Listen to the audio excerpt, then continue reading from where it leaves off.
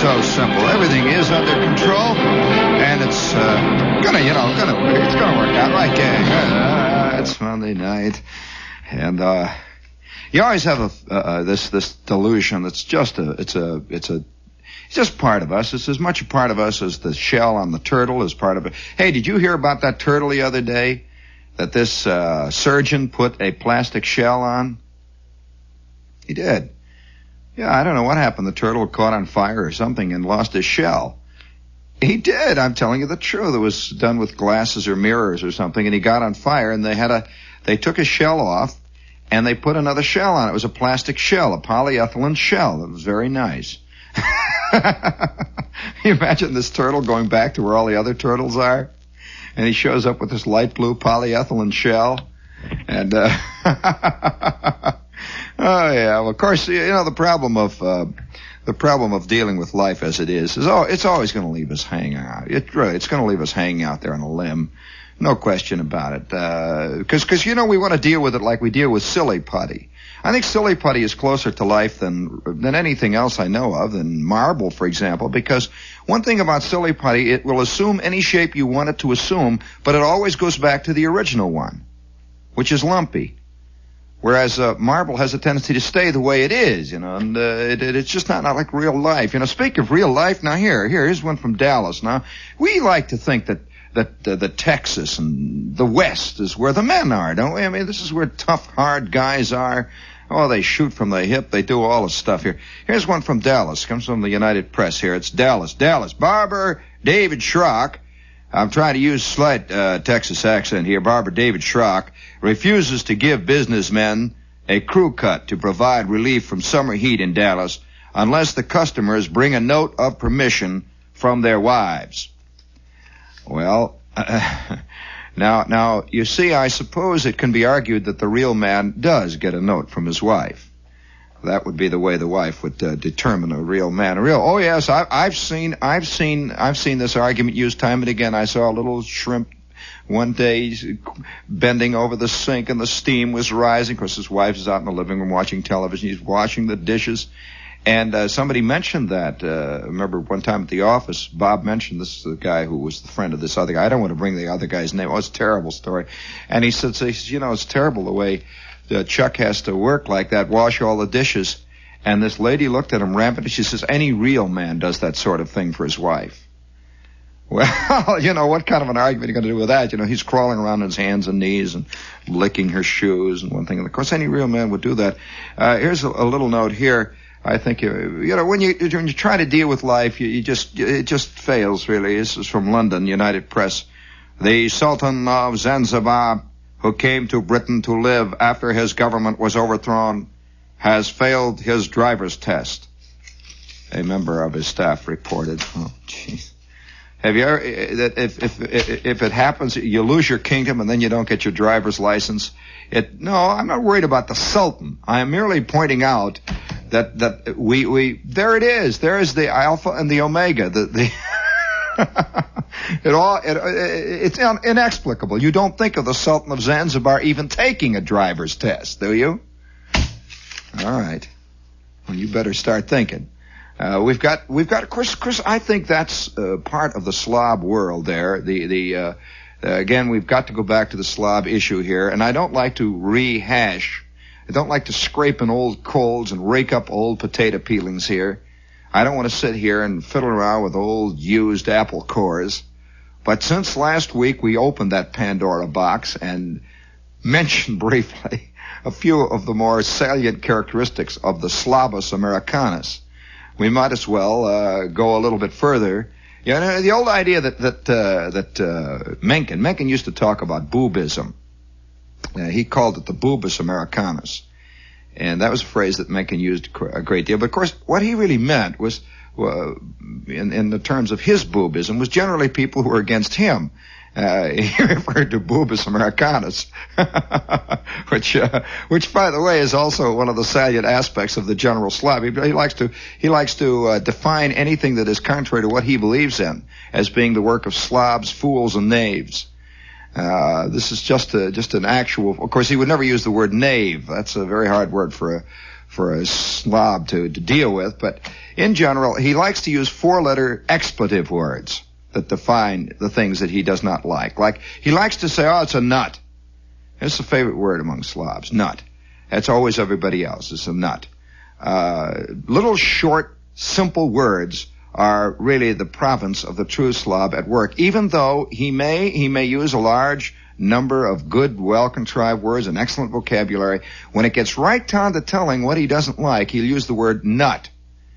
Or screwy. That's another one of his words. Way out is a slob term. I have never known anyone who's way out to ever use the term way out. It's a slob term. Way out meaning out of his realm, out of the slob's ordinary rut.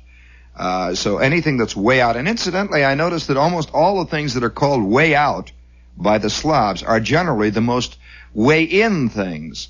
I was talking to a Broadway producer the other day, and he says to me, he says, well, you know, he says, this is a story about a way out girl. You know, she wears blue jeans, goes around with her hair hanging on a pigtail like, and she wears those tennis shoes, a way out, plays like he's describing at least 99% of the girls in our country. It's called way out to him. What of course, one of the problems with the slob is he's usually at least 15 or 20 years behind whatever is. Now, that was way out. That was truly way out, avant-garde, about 1938. And as far as he's concerned, it's way out to go with us. She's got, what is it, Levi's, the overall pants, the tight overall pants. She wears plays a banjo and a thing, a guitar. That's a guitar. That's way out. And you'll find this, of course, is very evident in the world of the automobile. Believe me, many slobs believe a guy who's got a Volkswagen is way out. That's a way out person who's got a Volkswagen there. And of course, he doesn't really recognize the fact that he's knee deep in Volkswagens, so he assumes that there's just a lot of way out people.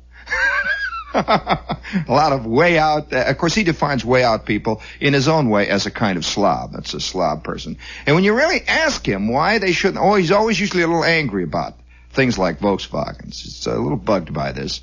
And you say to him, well, why don't you like Volkswagen? Well, they look like a bug.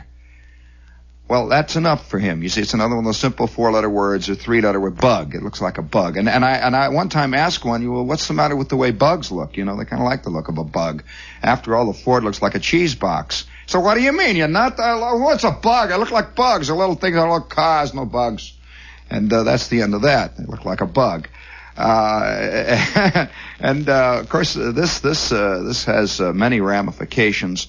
That if the Ford people in about 5 years bring out a car that looks exactly like a Volkswagen, he will say, well, it's a streamline. It's a streamline in the front and the back there. It's very streamlined. It's a very small streamlined thing. And what used to be in short, what is most involved, that is what he will buy invariably. And the way out terms, anything that is outside of his realm. I've had slob types say things like this to me, and in general, as I say, they're usually a little bit behind times. One of the things I've heard just recently, one looked at me and he says, a lot of those hep beatnik types, they like all this way out. This way out jazz, this Benny Goodman, this noise stuff. And so he still thinks Benny Goodman is way out, and it's jazz and noise. It's all noise. That's another thing, that they'll put down any kind of sound they don't understand as noise. That's noise. All that noise stuff. And of course, quite often a slob will like the more popular classical music, providing it's very short. It has to be extremely short, and part of the slob problem, of course, is a very, very, almost a minuscule attention span. He cannot listen to anything that goes on for more than 3 minutes without it having to do one of two things. It makes his foot tap. That's very important. If music makes your foot tap, that's good music. Or he has to be able to whistle it. He assumes that if he can whistle it, that's also very good. Now, it seems to him very important to identify what he calls the melody. Now, it can be a banal, it usually is, a banal, trite, nothing piece of trash, the melody, but as long as he can identify it, then it becomes acceptable. That's good stuff to him. Now, when he works in painting, he's quite the same way. That if he doesn't recognize what is in the picture immediately, what is it? My kid can paint like that. That's a typical slob remark. His kid can paint that way. Slobs have a great deal of belief that their kids can do anything that any artist can do. And their kids can play music that way. My kid sitting down the piano can go boom, boom, boom, boom like that. What's his name? This Thelonious Monk? What is his monk? What is this stuff? And that's the end of that. He deals with this very, very neatly and contrivedly. It's beautifully handled. Now, there's never any doubt in a slob's mind, ever, about anything, particularly artistically. He's never have any doubt, and if he comes out of a movie that he didn't understand, anything he does not quite understand, is, what is this? It doesn't mean nothing. Well, that means that Debbie didn't get Tab Hunter at the end, or vice versa, whatever. I don't know how it works anymore with Debbie and Tab, but they didn't get each other at the end, and so they thought, what is this? Who wants to go there? Speaking of slobs, this is WOR AM and FM New York, and hi, George. There's a well-founded belief. Many of the slobs, I've noticed, too, have very strong, didactic religious beliefs. This is a part of it, but only part of it. Now, generally, the religionists themselves, they're not really religious people. They believe in what they believe in. Many slobs I know refuse to concede that somebody else has another religion that could be equally valid. This is an incredible concept to him. And he just assumes that anybody who is in his particular sect or his particular belief line is a good person. That's just a good person. I've heard people. I'll never forget one time they brought one of the famous gangsters kicking and screaming into a station in Chicago after having slayed 6, blasted 7 in breakout attempt. He killed 4 cops with pineapples. And he'd been tyrannizing the city for 6 years, and they brought him dragging, kicking, and screaming in. And a guy came on the radio and said, but the one thing we've got to understand is that he is really a good Catholic. Which threw me, it confused me a little bit. And this is not an anti-Catholic remark. I just happen to hear this one remark. I've heard people, a guy get up and scream for a lynching. Yeah, I've been in the presence of that happening at one point. Scream for a lynching and have great big firebrands and hold them. And I'll never forget one guy turning to me and saying, well, he says, you can say what you want about George, but George is a very good Methodist. And he's up there screaming and yelling and calling for blood, and so there you go. A slob always believes that if you're in his sect, somehow you're a good person. Somehow you're a good person, yeah. If you're against the things he's against, he will accept you. Oh, yes, this is another thing, too. If you're against, let's say, the Whoopies, he says, look, I don't care, he's my friend, he's against the Whoopies. And that's good enough for him, which means that as long as he believes the way I believe, he's a good person, basically. That's one of the favorite words of the slobs. A good person, basically. Oh, speaking of the voice of the devil, you have a couple of things in there. There you go, Skip. Welcome aboard, sir. Who is the ale man? Your stateroom is ready, sir. He could be you, a man with a thirst for a manlier brew. The captain would like you to dine with him. 3 out of 4 men every time choose the bolder, keener tasting ale. Can I get you anything, sir? Ballantine. You thirst for adventure, for something new. You try a Ballantine ale. This one's different. Bolder, keener, more to the point. Suddenly, you're a confirmed Ballantine ale man. Welcome aboard, ale man. Who is the ale man? He could be you, a man with a thirst for a manlier brew. 3 out of 4 men every time choose the bolder, keener tasting ale. Ballantine. The night of the iguana. An electrical storm spits lightning at the ocean, silhouetting 3 figures swaying in the sand. Maxine and her beach boys. In the couch above them, the Reverend T. Lawrence Shannon struggles against the ropes that bind him, while Hannah, now unafraid, confesses the bottomless depth of her desire. A door closes and locks, and Charlotte's precocious curiosity about love finally climaxes into passionate reality. This is the night of the iguana. Richard Burton, Ava Gardner, Deborah Carr, Sue Lyon. In Tennessee Williams, The Night of the Iguana. A John Huston, Ray Stark production from MGM and 7 Arts. Very serious show there. A showcase presentation starts Wednesday at selected theaters throughout greater New York. Boy, that curls your hair. Nobody knows more about life than Tennessee Williams. He's really right there. He's got a firm grasp on it. Well, now we move further out to sea here. I just thought you ought to have that raw.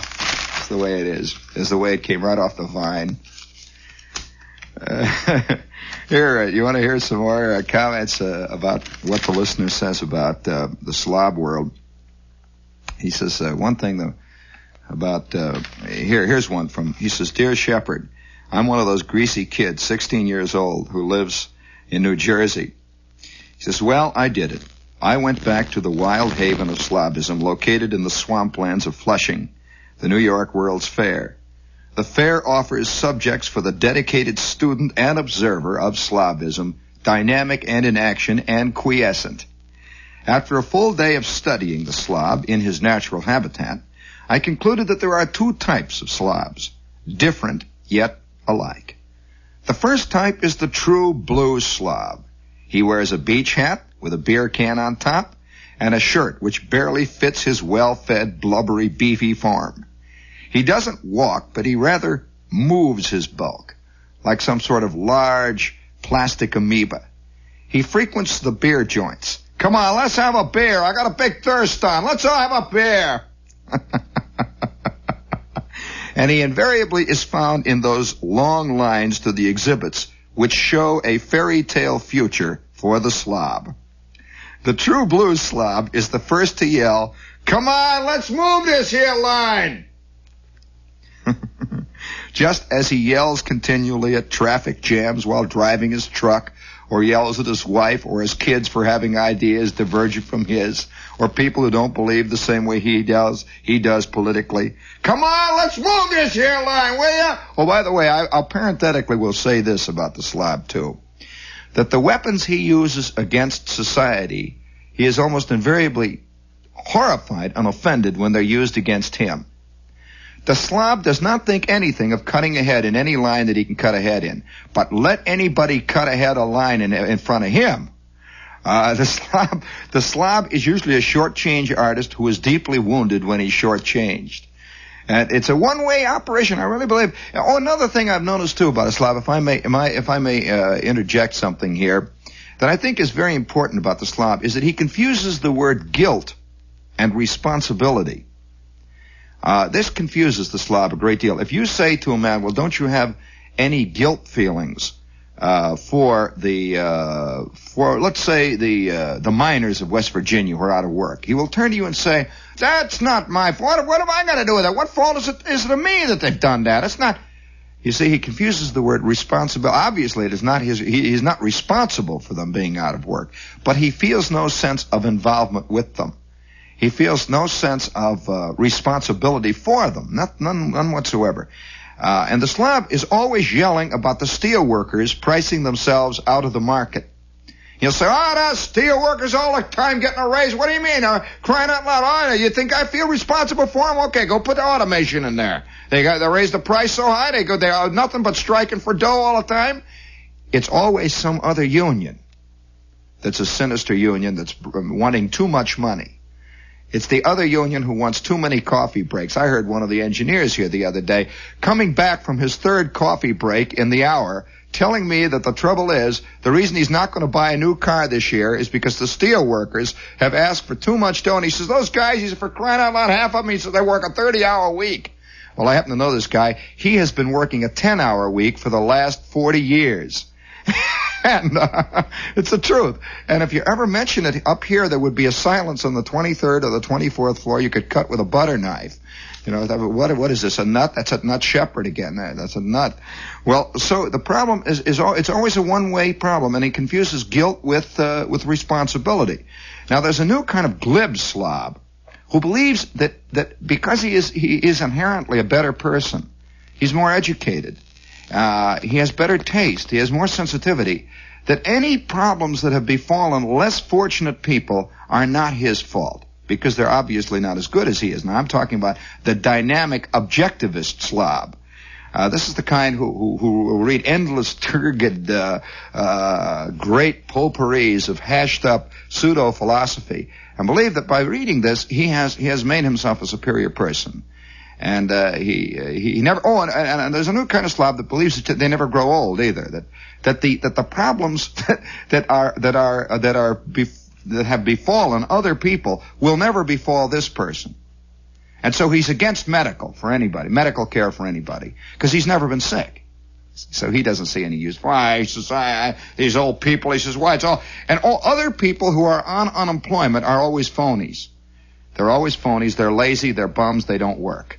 Because he's never lost his job yet. He's never had that problem yet. It's funny how quickly a slob changes into an anti-slob immediately after his paycheck stops. Oh, boy, you see a large, sudden change there, a real quick one, which I have seen from time to time. But the true slob, immediately upon getting a job again, reverts to his old ways almost instantly. He has no memory at all for the past, none whatsoever. His memory doesn't go past last Wednesday. He just cannot conceive of anything happening. And of course, he has nothing but scorn for people who are old. Old people he usually has scorn for, unless he is an old slob, in which case he has scorn for nothing but youth. So whatever he is okay, and whatever he isn't is bad. And so I will hear countless old slobs say, yes, the kids, what are you going to do with the kids? They're not no good. And you wonder, was he ever a kid? Well, he has forgotten it totally. It's a part of that no memory thing. So he switched that off. He was never a kid. He was always a 51-year-old angry man with bad feet. So that's as far as he can ever go. Now the young kid slob, the young kid slob cannot conceive of himself ever being 58 and out of a job. That's the young kid who will always be drawn in to certain kinds of extremist philosophies which teach him that. Which say to him that, yes, it's a young people's movement. Well, you're not always young, kid. And the laws that you put in are going to work against you when you ain't. You know? So be careful. Part of the slob is he always believes he'll always be what he is. He will always be exactly where he is, which is fat, well-fed, and you know, he's got the world by everything. You know what he's got it by. He's got it by it. And he figures it'll always be this way because he's inherently a better person. That's why he's got it that way. Could never be luck. Could never be the fact that his old man left him $100,000, which might disappear like the snow in August, you know. And almost invariably, every really good slob I know has been cast into a role, often quite by accident, but he never concedes this. If his father left him $16 million, and in 5 years, he raised it to $18 million. It's because of his fantastic business acumen. And he never mentions, he says, why, before I was 23, I had made $2 million. Well, of course, if he left the $16 million in the bank, he would have made $1.5 million on interest alone. You know, but this is never taken into account. It's always because of a basic superiority of the individual himself. And of course, this kid goes on to bring out some great points about this. He says, the slob, he says he's always yelling at traffic, always constantly yelling at people all around him. Whenever they cut in his line, the slob is always on the defensive to make sure no one passes him. For the world's sole purpose, he thinks, is to cut him off. But I won't let him. That's what he says. How many times have you heard the slob say, listen, Mac, nobody's going to push me around. Of course, the implication that everybody else can get pushed around because they're, you know, but me, no, not me. Nobody's going to push me around, boy. Nobody's going to tell me what to think. Of course, it's impossible even to tell him to think. The slob often confuses, that's another problem with the slob, he often confuses completely held beliefs with thinking. He really does. Because I think a guy's out of work and wants to apply for Social Security, he's lazy. Well, he hasn't really thought about it at all. But he believes it. And he confuses that with thinking, because thinking is a slippery word in itself. Why doesn't somebody look that up in the dictionary, think? And then look up belief. You'll find that they don't quite coincide. They often don't, as a matter of fact. That bothers a lot of people. Here's he goes on. He says, for some reason, the true blue slob was out in rare form at the Bell Telephone Pavilion. Of course, I think this is the truth. I think that the telephone brings out the extreme of slobism. The slobs love telephones more than they love almost anything else. Almost more than they love beer. Most yelling, because the telephone is an instrument of yelling. It is an instrument to yell at the world, and it's also a shield. One of the most fascinating things I myself noticed out at the fair was endless collections of telephone booths. Now, they're just like any other phone booths. And who are those people calling? Large numbers of people are calling on the telephone. Now, they're not people calling back home to Cleveland to talk to their family. That's the immediate thing you think. No, a bunch of 16-year-old kids are all on the phone. Whole lines of them, 16, 17 obviously, they've come from Flushing. Who are they calling in Flushing? And they're on the phone there. They're all lined up on the phone. They've come all the way to the World's Fair. Here's the Unisphere. The world is spread out, and they're on the phone. What are they doing? Well, of course, that's part of the slob world. It's very important to have that telephone as close to you as you can. And it's usually used mostly for yelling at the world. Not necessarily, it may not sound like yelling, but keeping in touch with the known world. It's very important. And the known world, of course, may be just old Fat Manny back home. You make sure that he's still there. You know, he says a lot of little discouraging things. All right, he goes on to say, he says, the true blue slob was out in rare form in the Bell Telephone Pavilion. In one exhibit, the slob saw his own voice, which, of course, is used almost exclusively for ordering beer and yelling, transformed into a pic on an oscilloscope. This enthralled the true blue slob. See, this guy's watching this particular slob. This enthralled the true blue slob. You know, they have your voice broken up on an oscilloscope. As the young lady passed the mic around, she asked the people to recite their names into it. Everything went along smoothly. All recited their names and watched it on the screen until the good old slob got his chance. "How are you, baby?" he yelled in his longshoreman's accent. That's the slob there. All right, there he's worked. He's at work. Another exhibit featured an acoustical chamber. As I walked through, I yelled my lungs out. I'm not sure if I did this out of a healthy curiosity or if I thought they were trying to put one over on me. The second reason scared me. They're trying to put one on. The slob always believes that everybody's trying to put one over on him. And another thing, the slob, I've noticed so many slobs have a great fear of doctors. Anybody who has actual learning, he's very suspicious of. He always claims, well, you know those doctors. What do they know? What do those doctors know? Why, my Uncle Emil, I'll tell you about Uncle Emil. Uncle Emil was never sick in his life. One day he got a little pain just a little pain in his chest. A little pain. Oh, never sick in his life. Well, what did Min say? Min says go to see a doctor. Well, he knew better. But he went to see the doctor anyway. 4 hours later, he's dead. Never went to a doctor in his life. What do you mean the doctors know? So they suspect doctors, and many of them believe that doctors cause the diseases. They really do. That they think that if they don't go to the doctor, they won't get cancer. This is that old myth that you remember at the time they cut Emil open. They cut him open. The minute they cut him open, it just spread like that. He was dead. They let him go back to work. He'd have been all right to this day. I tell you that. Why, I met a guy at work one day, told me that he cured his sister. They took carrot juice. They drank nothing but 1 week. She's gone. Everything fine. All the spots disappeared. She's still working. Doctors, you can't tell me. Well, they suspect anybody who has any actual education. By actual education, I mean any actual skill or something which somehow has a magical quality to it. Now, they respect guys who have technical skills, like, listen, I know a TV repairman, this guy. Oh, yeah, they have great respect for guys who can fix their car. Fantastic respect for those who can repair their radio. But guys that repair them, they're always a little suspicious of. Now, on the contrary, quite often a slob will maintain his belief in a doctor or somebody of that nature far away and above and beyond the call of duty. He believes that his doctor is the only doctor that can cure sciatica.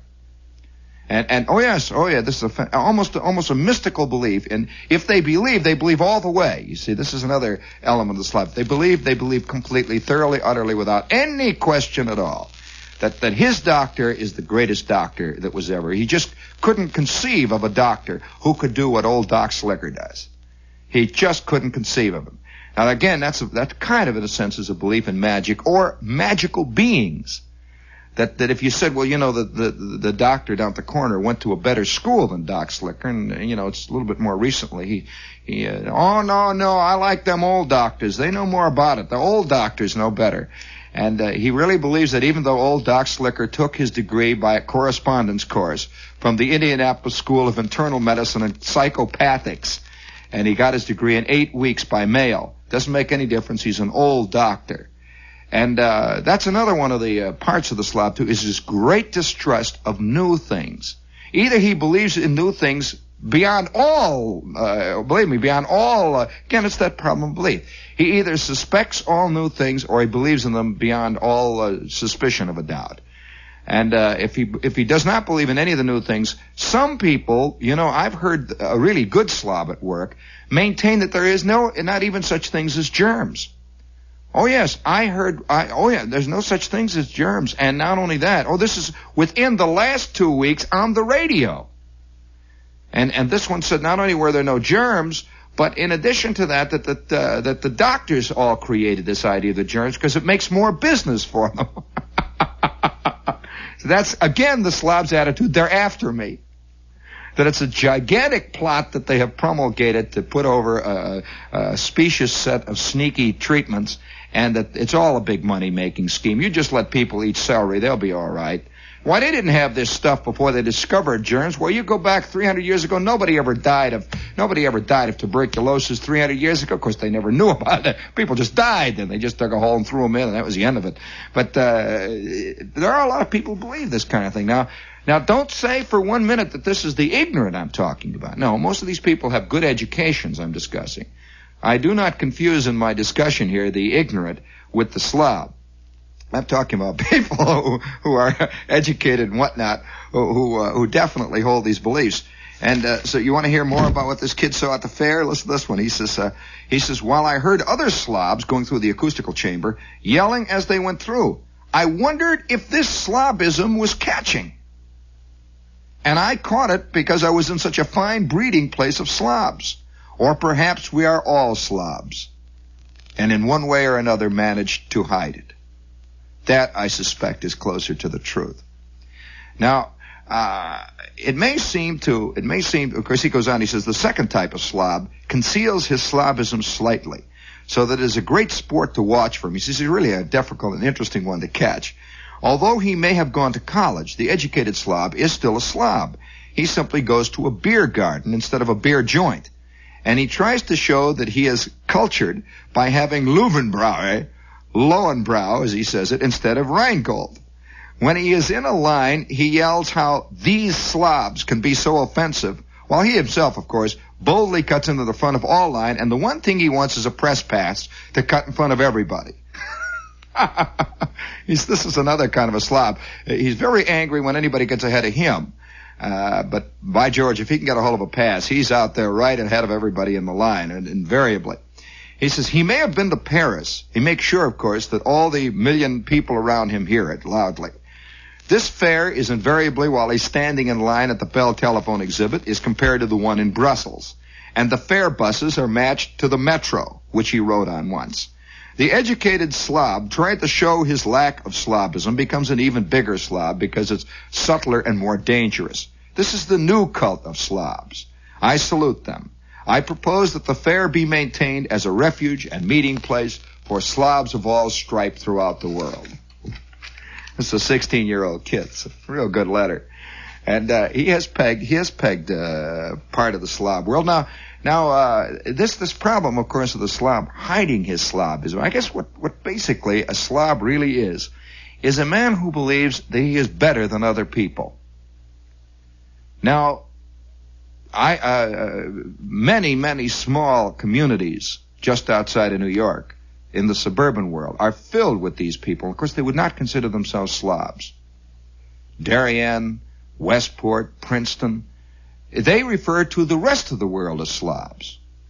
They really do. The people who don't appreciate a good play. And, of course, they're all sitting there wearing their wash and wear suits. And if you ask them 10 minutes after the play what the play said, they'd have no idea of this, but most of them can tell you who was in it or who wrote it. Now, that's let's say that is the detail slob. That is the slob who is very much involved in, let's say the mechanics of the theater. He's involved in the theater itself. Certainly not involved in anything to be said in the theater. He's not involved in any attitude or philosophy that the man has to offer. He's interested in who plays the part. And a person who is that type of slob, who believes that if he believes in the right kind of actor, he is a good theater goer. And so if he likes Anne Bancroft and does not like Doris Day, the assumption being that he has more insight. You see, and more insight. If you say to him, well, it's a terrible thing to think about, but Cocteau wrote a Doris Day movie, he wouldn't know what to say.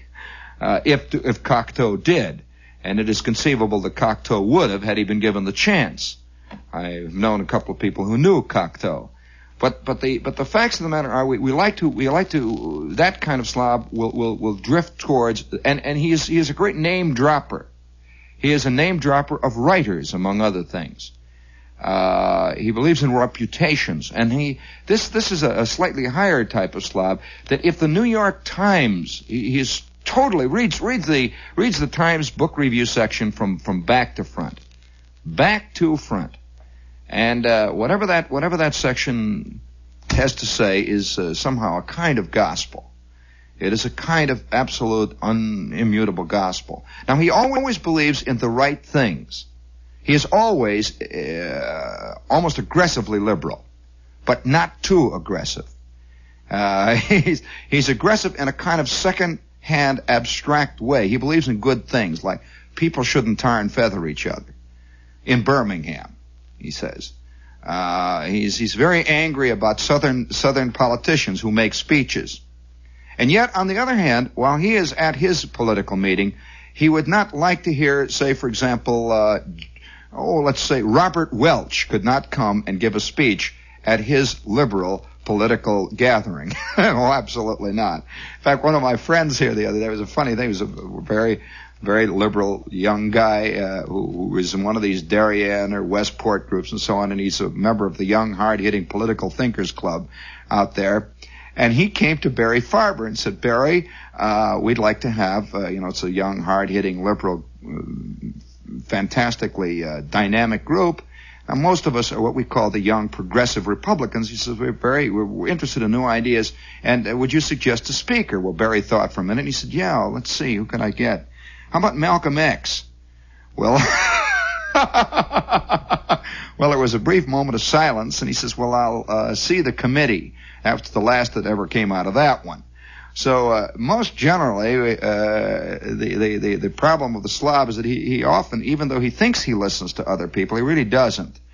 He really finds it very difficult to listen to the other side. If he listens to the world, it's almost always to one side. He will read only, let's say, if he's a liberal, he will read the Reporter, he will read maybe the Village Voice, he will read the New York Post. And that's the extent of it. He refuses to, like say if somebody came to him and says, how about reading the National Review here? He'd say, oh, that ragged radio. And he throws it off to one side. He would not even bother to read. He would be afraid to read it, I guess. It would just make him mad. He'd have a stroke. Now, on the other hand, very few guys who read the National Review would even get within a 10-foot pole throwing distance of, let's say, the Reporter magazine. And all of them consider themselves very hip, thinking people. They really think hard and long and fast. And now, gee, I wish I had more time, because there's more to this. There's the religious side of Slobism.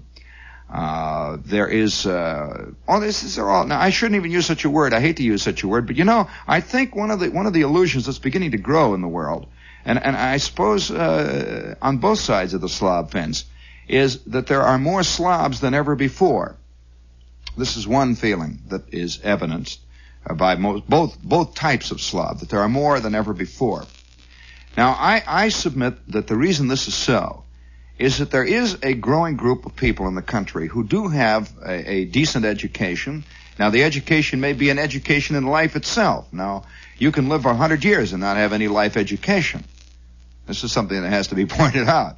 There are other people, however, who can live 10, 15 years in life and receive a doctorate.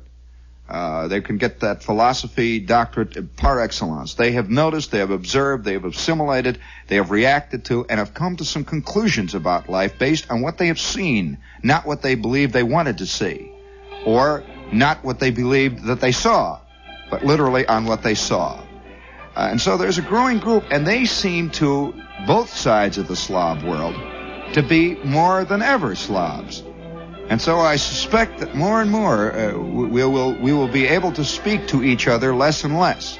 And I'm not saying what group I'm in. I'm saying like all true human beings, I'm sure that if you can have 10 feet, you have 10 feet, and one is in each camp. One you kick more, one you hold more, one you know is more there.